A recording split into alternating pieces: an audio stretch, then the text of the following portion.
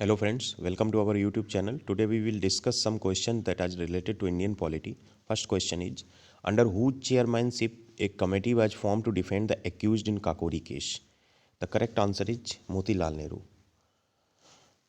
इस बार जो polytechnic lecturer का एग्जाम हुआ था उसमें इससे रिलेटेड क्वेश्चन पूछा गया था, निम्न में से काकोरी केस में कौन शामिल नहीं था? तो आपको पता होना चाहिए कि कौन लोग शामिल थे.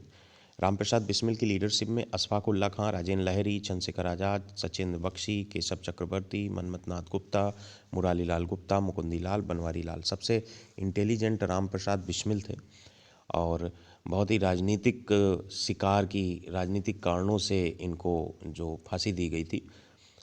भारत के ही लोग केस लड़ रहे थे और नहीं बचाया था काकोरी कांड में. अगर आप डिटेल में पढ़ेंगे काकोरी कांड को तो आपको पता चलेगा कि भारत के ही लोग क्रांतिकारियों को न बचाने में सफल हुए थे. कई ऐसी घटनाएं हैं, चाहे भगत सिंह को फांसी देने की बात हो. खैर, यहाँ प्रश्नों की बात है. तो कमेटी जो बनी थी डिफेंड करने के लिए, उसके अध्यक्ष मोतीलाल नेहरू थे. Which of the following act introduced the bicameral legislature at the central level in India? तो government of India act 1919.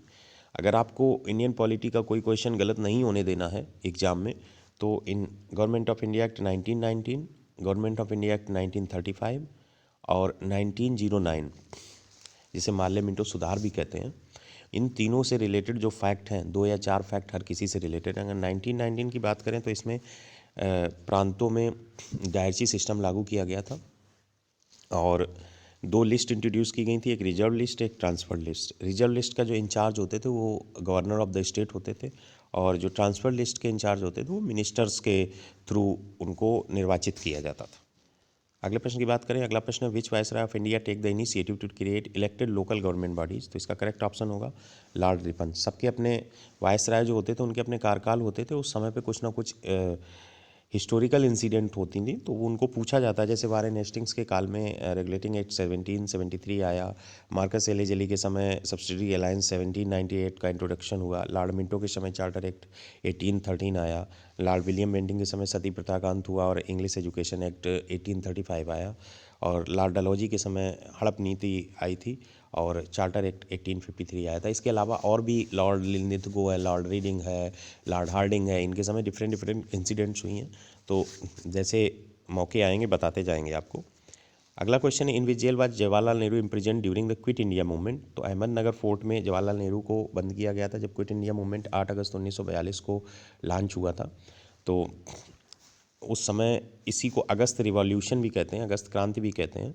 Gandhi ji को आगा खान पैलेस पुणे में बंद किया गया था, बाकी सभी लोगों को अहमदनगर फोर्ट के भीतर बंद किया गया था. उस समय एक टेम्पोरेरी गवर्नमेंट भी बनाई गई थी बलिया में under the leadership of Chittu Pandey. करो या मरो का नारा भी दिया गया था. तो क्विट इंडिया मूवमेंट से रिलेटेड ये फैक्ट हैं. Who was the viceroy of India when quit India movement started in 1942? Lord Linlithgow थे उस समय वाइसराय जब क्विट इंडिया मूवमेंट 1942 में लॉन्च किया गया था.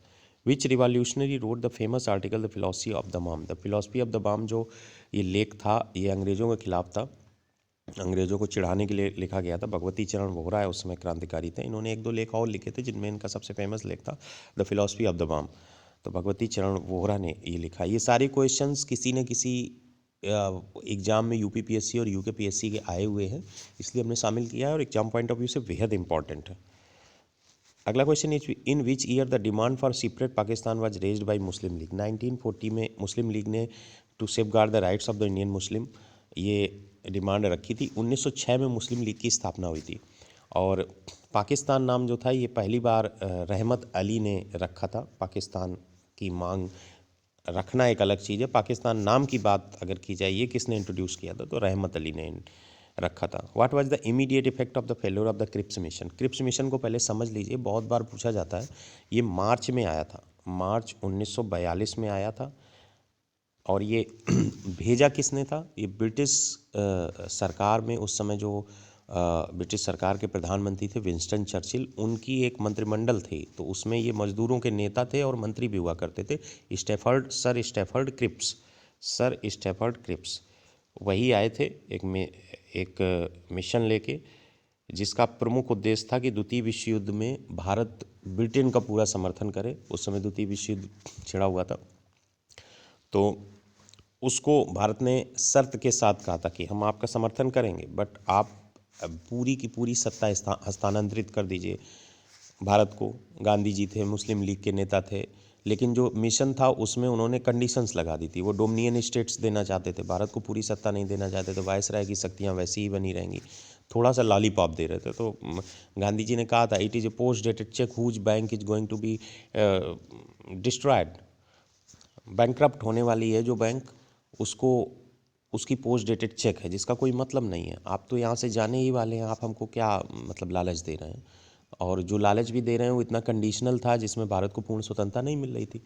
तो गांधी जी ने जो है क्विट इंडिया मूवमेंट उसके बाद छेड़ दिया था अगस्त 1942 में। तो ये पूछा जाए अगर what was the immediate effect of the failure of the Cripps mission, it was quit India movement, जिसमें करो या मरो का नारा दिया था। सीधे उन्हें सत्ता चाहिए। गांधी जी ने क्विट इंडिया मूवमेंट के तहत हिला दिया था पूरी की पूरी अंग्रेज़ सरकार को। तो उस समय यूसुफ मेहरली ने नारा दिया था quit India. He coined Simon go back slogan भी दिया था, साइमन भारत छोड़ो। और मूवमेंट जो लॉन्च किया गया था ये इंडियन नेशनल कांग्रेस की मुंबई में सेशन हुआ था, वहाँ पे लॉन्च किया गया था।